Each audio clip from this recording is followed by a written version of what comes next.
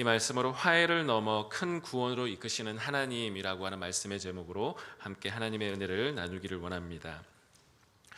저는 이 본문을 읽으면서 한 가지 장면이 팝업처럼 떠올랐습니다. 우리 이제 한국 사람들은 다 기억하고 계시는 남북 이산 가족이 상봉하는 그 장면. 아마 여기 계신 세대 분들은 대부분 그 역사의 현장에 아마 살아 계셨던 분들인 것 같습니다. 그래서 제가 유튜브에서 그 3분 정도 요약된 그 영상을 잠깐 보게 되었는데요. 그 상봉하면서 가족들이 짓는 그 표정과 눈물에 응축된 그 분단의 세월이 느껴지는 그러한 순간이었습니다. 잠깐 그 중에서 한 1분 정도만 그 영상을 함께 좀 보고 말씀을 이어갔으면 좋겠습니다. 영상 잠시 보도록 하겠습니다. 남북 적십자 간의 첫 예비회담이 9월 20일 오전 판문점에서 열렸습니다.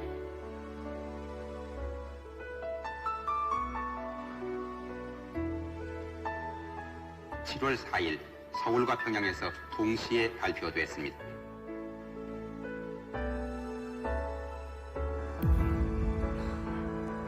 북한 적십자 대표단 일행 84명이 12년 만에 판문점의 군사분계선을 넘어왔습니다.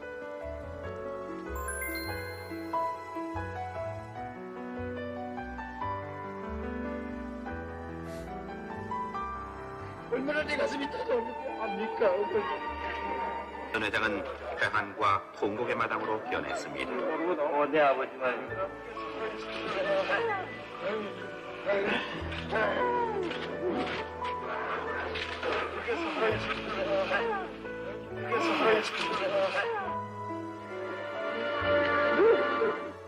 돌아가신 아버지 모습 보지 않겠습니다.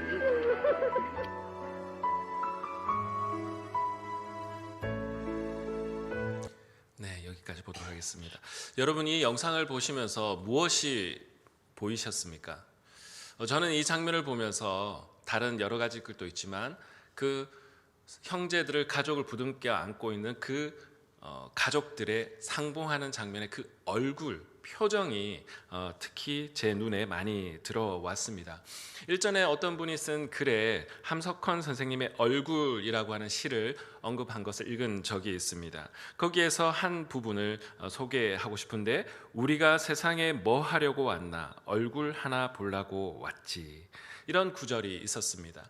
여러분, 인간의 그 얼굴에는 수많은 희로애락이 담겨져 있고, 또한 얼굴은 사람들의 살아온 그 인생의 관계의 흔적이 겹겹이 쌓여 있는 것이 사람들의 얼굴입니다.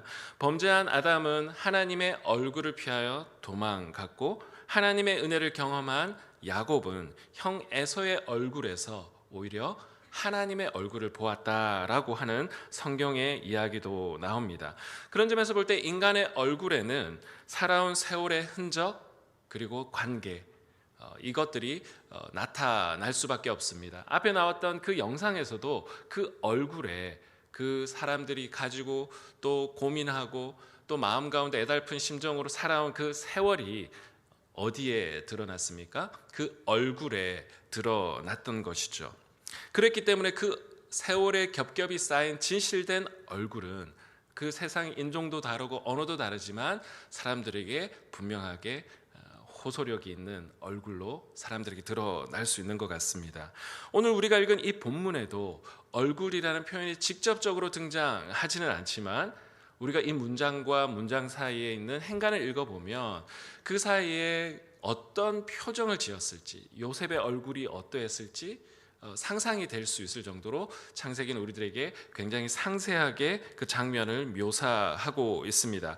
1절과 2절을 한번 읽어보면 거기에 중요한 요셉의 감정, 그리고 요셉의 얼굴이 연상될 만한 그러한 표현들이 하나 몇 가지 등장합니다.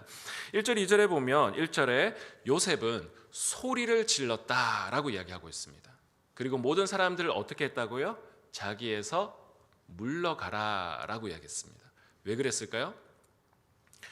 자기의 이 엄청난 총리의 권세를 가진 사람으로서 그 신하들 앞에서 울 수가 없었기 때문입니다. 그런데 급하게 소리를 질렀다라는 건 뭘까요? 이게 주체할 수 있는 감정이 지금 터지기 일보 직전이라는 것이죠. 그러니까 소리를 지를 수밖에 없고 물러가라고 이렇게 터져 나오면서 다소 무례해 보일 수도 있는, 무서워 보일 수도 있는 이런 표현을 쓰면서 그렇게 표현하고 있습니다. 그리고 2절을 보면 또 한 가지 표현을 주목하고 싶은데 요셉이 큰 소리로 우니라고 하는 이 표현이 등장합니다. 그런데 얼마나 컸으면 애굽 사람들에게 들렸고 바로의 궁중에까지 들렸더라라고 오늘 창세기는 우리들에게 굉장히 디테일하게 이 장면을 묘사하고 있습니다.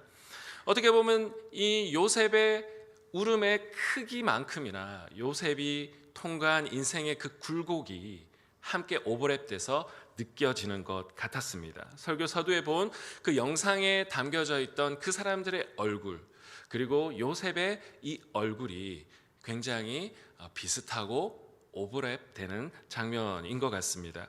여러분, 우리가 이민자로 살아가다 보면 가장 신경 쓰이는 것 중에 하나는 고국에 남겨두고 온 가족들인 것 같습니다. 물론 가족 전체가 여기에 오신 분들도 있겠지만 또 다른 친인척들이 그리고 친구들이 또 고국에 있는 것은 사실입니다.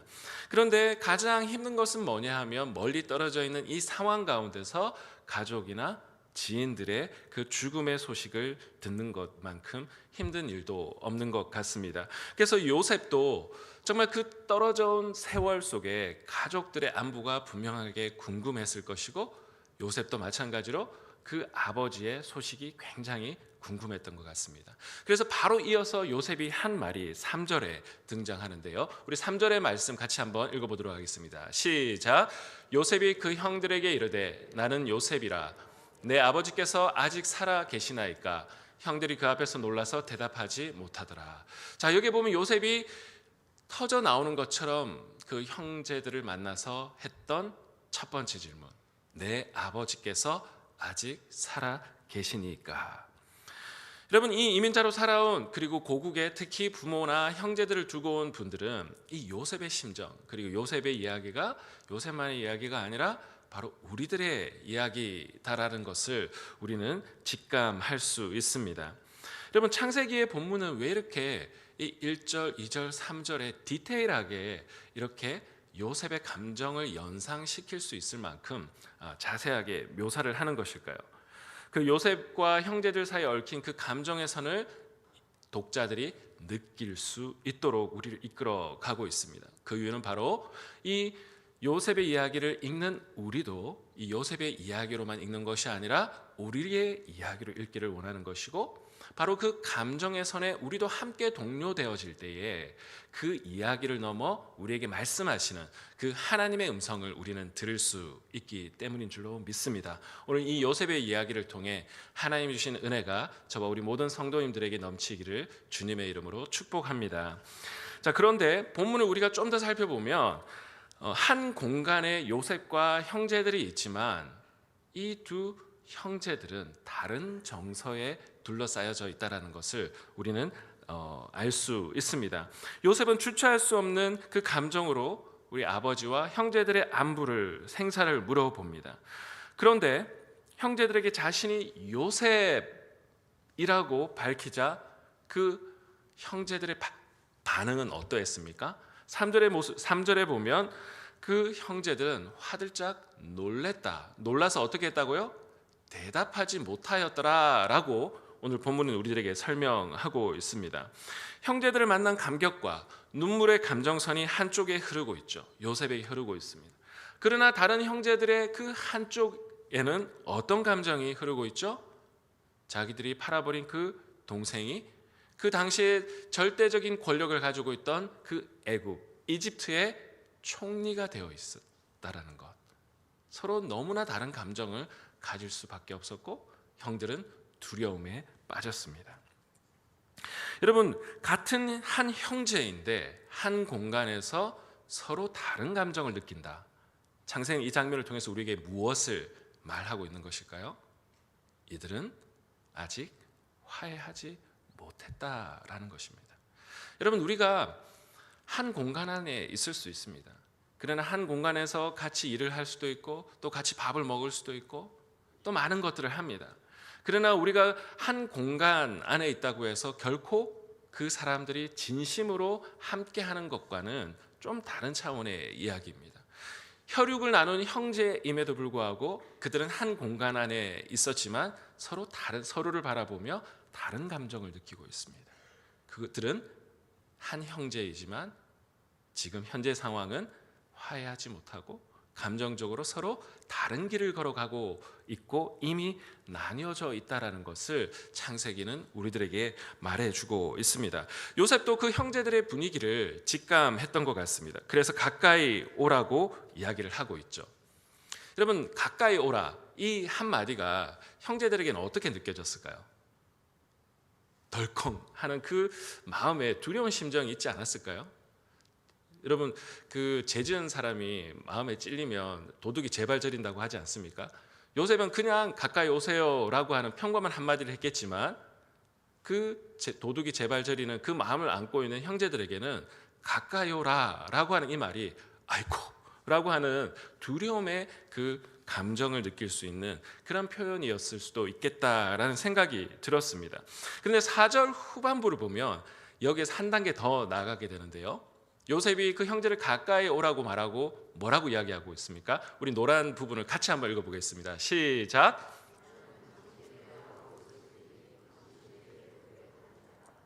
자, 여기서 요셉은 한 발짝 더 나갑니다. 형제들은 잊고 싶었던 그 과거의 기억, 요셉이 잊어주기를 원했었겠죠. 그런데 요셉은 자기의 아우 요셉이라고 말하고 뭐를 이야기하고 있습니까? 그 요셉 기억 못하겠습니까? 애굽에 판 그 요셉입니다 라고 너도 알고 나도 알고 있지만 도저히 차마 말할 수 없는 그 사건을 요셉은 어떻게 이야기하고 있어요? 바로 툭 아무렇지도 않게 이야기를 하고 있습니다. 여러분, 형제들의 입장에서는 정말 이제는 공포의 수준으로 마치 심판대 앞에서 그 형량을 확정하는 듯한 그런 표현이죠. 너 그냥 요셉도 아니라 애굽에 팔아버린 그 요셉입니다. 사건을 떠올리게 했다라는 것이죠. 여러분, 우리가 여기서 한번 질문을 해보기를 원합니다. 과연 요셉이 형제들을 협박하려고 이렇게 표현했을까요? 그래서 과거의 그 일들을 이제 정산합시다라고 그런 마음으로 자기의 그 과거의 형제 간에 얽힌 이야기를 툭 꺼내는 것일까요? 복수극을 이제 시작합니다 라는 일종의 예고편을 날리는 것일까요? 여러분, 혹시 넷플릭스에 더 글로리라고 하는 송혜교 씨가 이제 주연으로 나오는 일종의 학교 폭력에 관련된 드라마입니다. 실제로 있었던 그 한국에 벌어졌던 학생들 간에 있었던 학교 폭력의 그 에피소드들도 부분 많이 들어있다라고 합니다.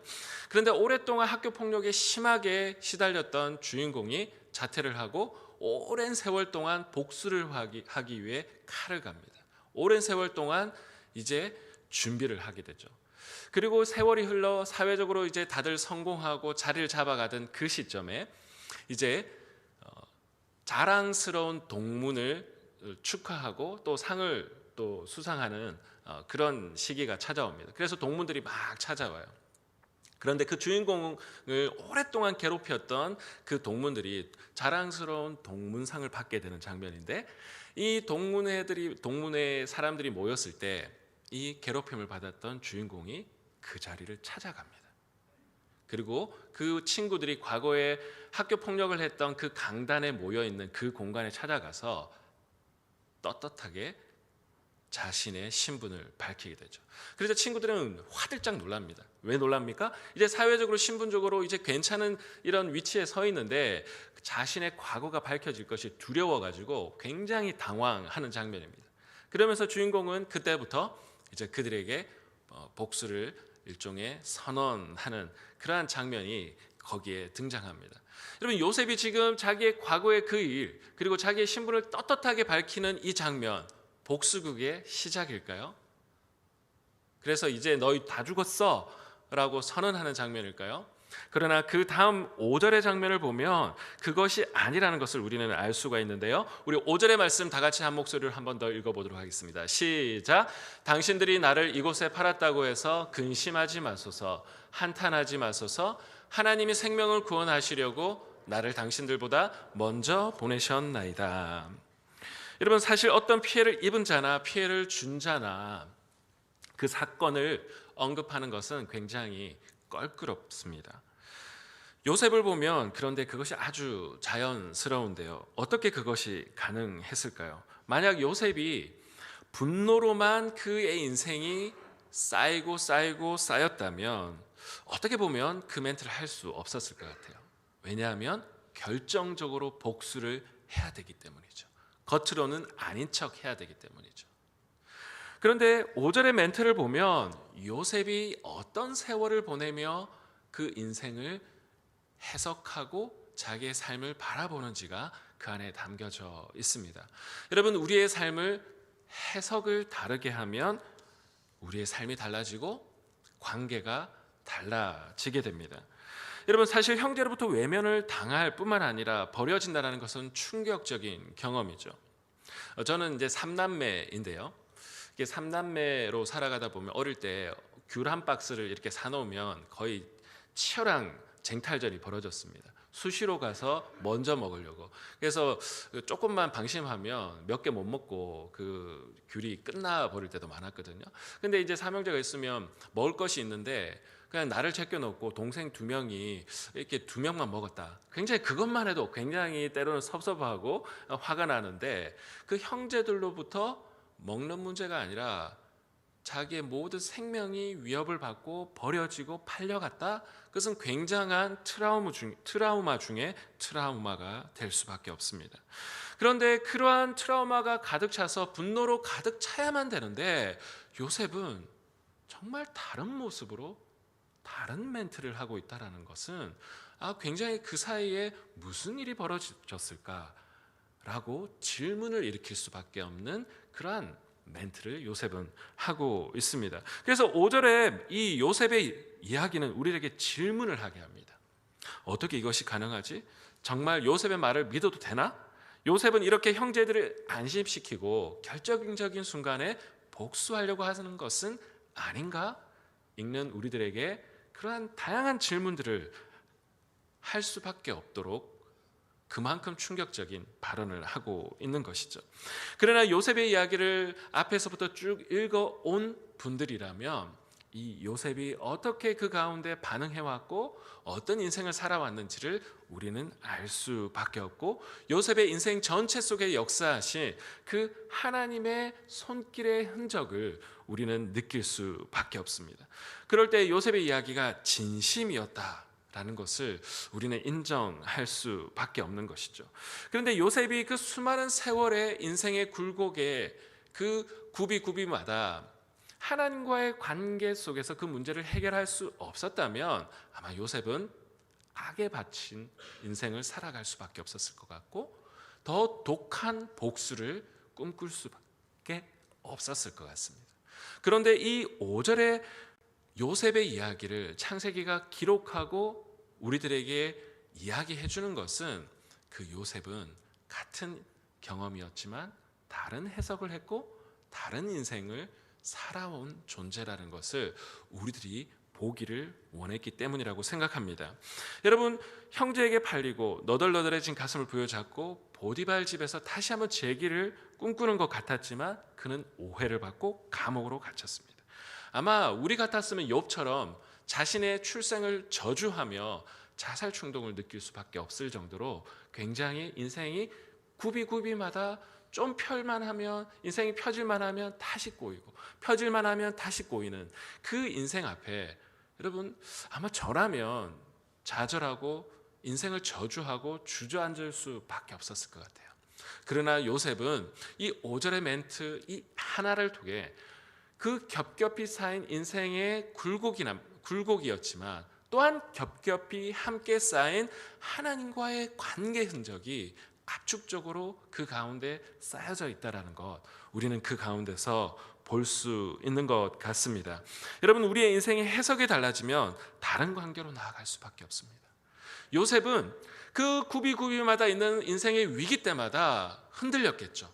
그러나 하나님과의 관계 안에서 다르게 인생을 해석하고 인생이 해석이 달라지니까 그 순간순간마다 사람들과 다른 관계를 맺으면서 살아갔던 사람입니다.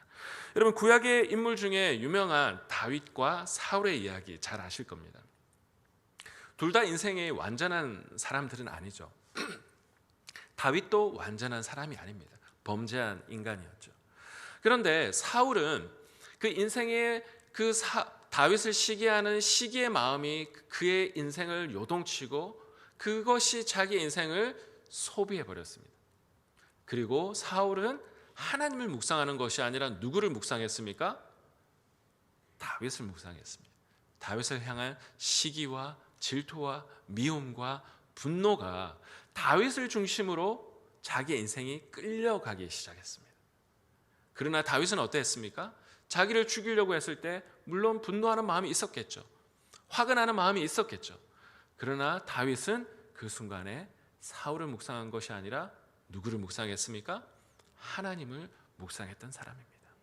그 다윗이 어떤 실제로 그러한 과정을 겪었다라는 것을 보여주는 흔적이 어디에 있죠? 수많은 시편 속에 있습니다. 다윗도 그 쫓겨나가는 도망자 신세에 살해의 위협을 받는 그 순간에 괴로워했죠. 그 괴로움의 흔적들이 시편의 곳곳에 있습니다.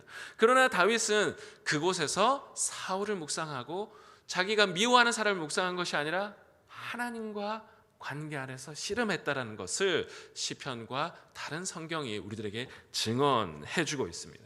여러분, 그런데 결국 하나님과 씨름하자 다윗은 자기 인생을 다르게 해석할 수 있었고, 하나님과의 관계가 새롭게 되어지자 사람들과 다른 관계를 맺기 시작합니다.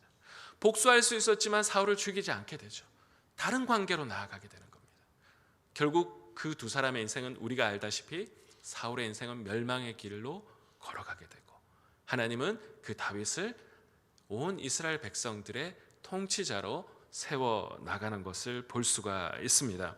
여러분, 이와 마찬가지로 요셉도 배신감으로 힘들어 하기만 하는 것이 아니라, 보디발의 아내가 자기를 모함했을 때 분노만으로 가득 찬 것이 아니라 하나님과의 관계 안에서 다르게 그 삶을 해석하자 그 억울한 마음으로 갔던 그 애굽 그 감옥에서 사람들과의 관계가 달라졌습니다. 형들에게 분노만 했다면 보디발의 집에서 자기의 일에 충실할 수 있었을까요? 여러분, 한번 생각해 보십시오. 조그만 억울한 일 당하면 여러분 잠이 옵니까? 조그만 분노한 일이 있으면 잠이 오십니까? 막 샤워하다가도 분노의 샴푸질을 할 때도 있고, 밤에 자가도 이불킥을 하기도 하고, 그때 내가 이 말을 했었어야 되는데, 그래 통쾌하게 내가 그 사람의 콧대를 납작하게 했었어야 되는데, 그것이 나를 이끌어 가게 되죠. 그런데 여러분, 결과가 어떻습니까? 그것이 나를 이끌어 가기 시작하면 최대의 피해자가 누구일까요? 자기 자신입니다.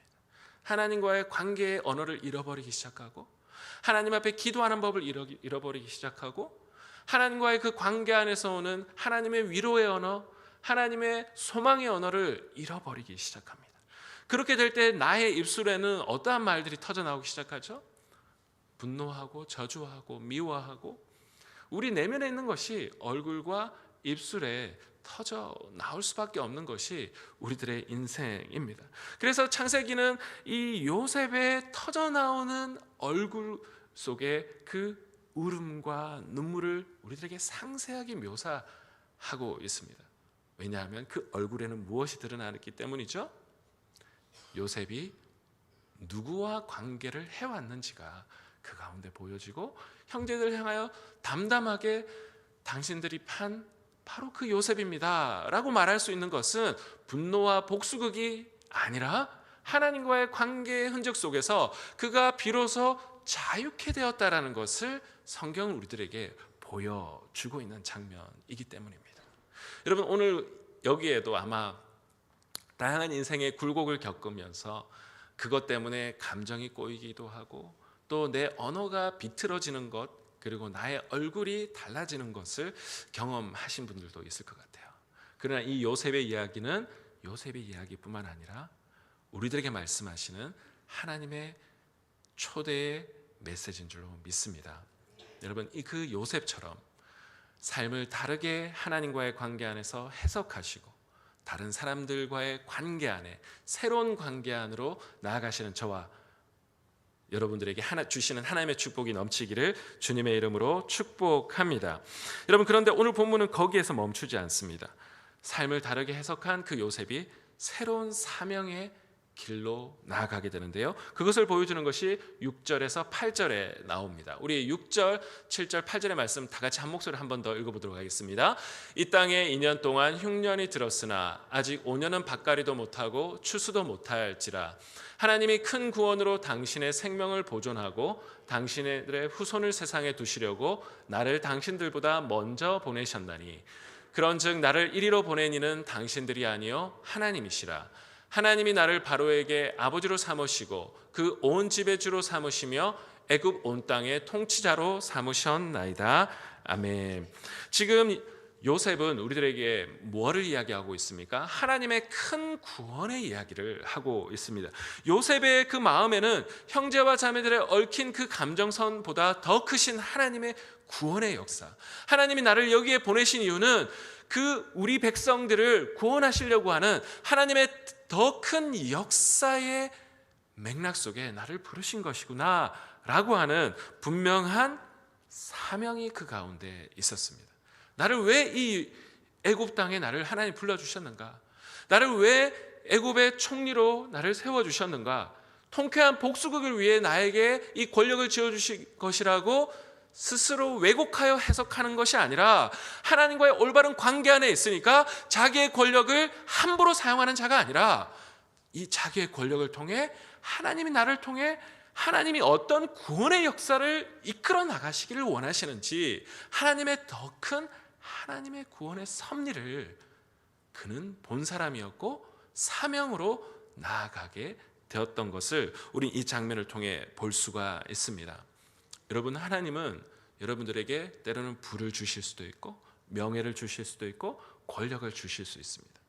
그러나 우리는 하나님과의 관계가 정리가 되지 않으면 그 권력을, 그 물질을, 그리고 그 힘을 어떻게 사용합니까? 그것을 통해 나의 사소한 복수를 하는데 사용할 수 있습니다. 그러나 요셉은 자신의 권력을 어떻게 사용하고 있습니까? 하나님과의 관계가 새로워지니까 삶을 다르게 해석하고 삶을 다르게 해석하니까 사람들과의 관계가 달라져서 하나님의 큰 구원을 이루는 통로로 쓰임받는 역사가 일어난 줄로 믿습니다. 여러분, 바로 그러한 축복이 저와 여러분 가운데 넘치시기를 주님의 이름으로 축복합니다.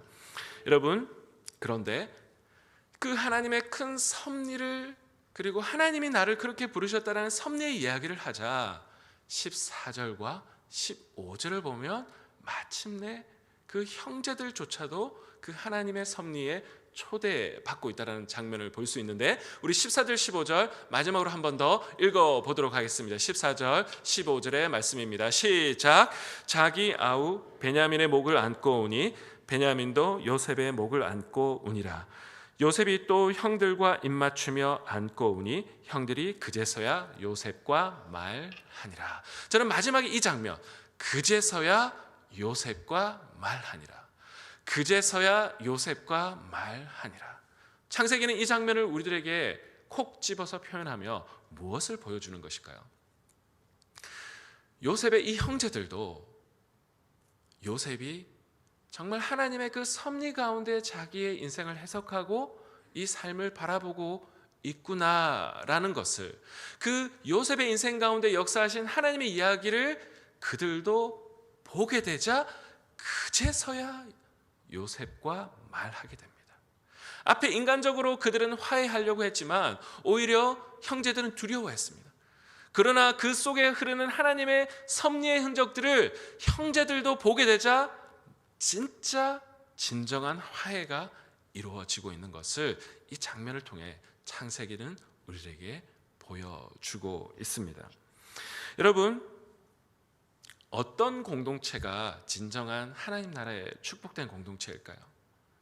우리의 인생에 그 많은 인생의 고민들과 사건과 사고가 있지만 그 이야기들을 통해 하나님과 씨름하여 우리의 삶을 다르게 해석하고 그 다르게 해석한 그 해석을 통해 다른 관계를 맺는 사람들이 넘쳐나게 될 때 그 공동체는 하나님의 축복이 넘치는 공동체 될 줄로 믿습니다.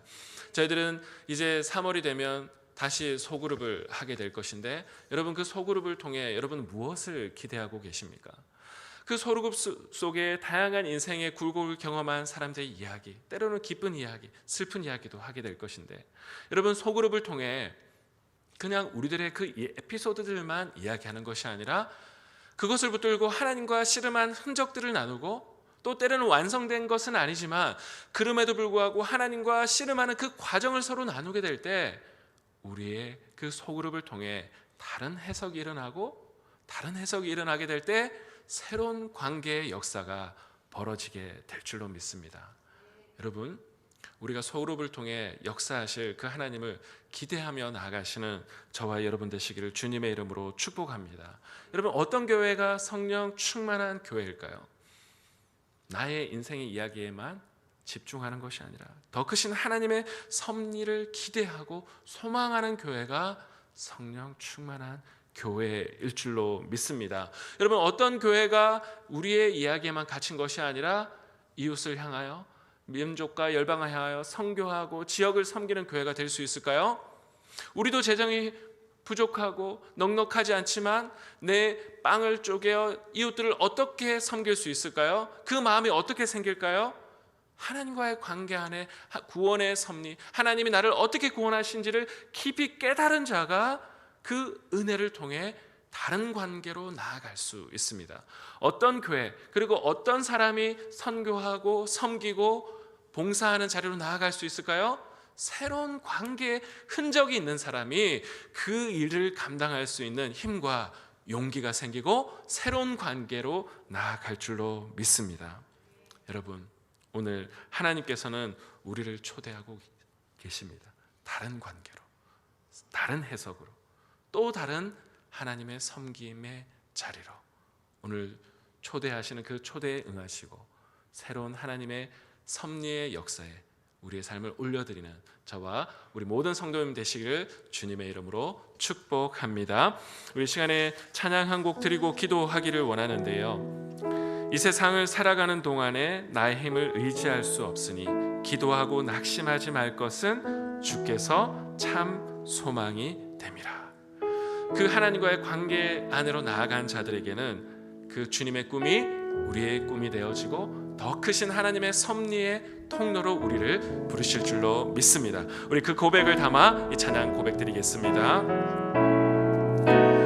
이 세상을 살아가는 동안에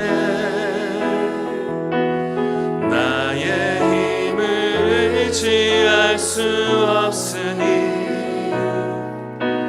기도하고 낙심하지 말 것은 주께서 참 소망이 되심이라. 하나님의 꿈이 나의 비전이 되고 예수님의 성품이 나의 인격이 되고 성령님의 권능이 나의 능력이 되길 원하고 바라고 기도합니다. 주의 길을 걸어가는 동안에 세상의 것 의지할 수 없으니 감사하고 낙심하지 말 것은 주께서 참 기쁨이 되심이. 우리 가슴에 한번 손을 얹고 고백합니다. 하나님의 꿈이 나의 비전이 되고 예수님의 성품이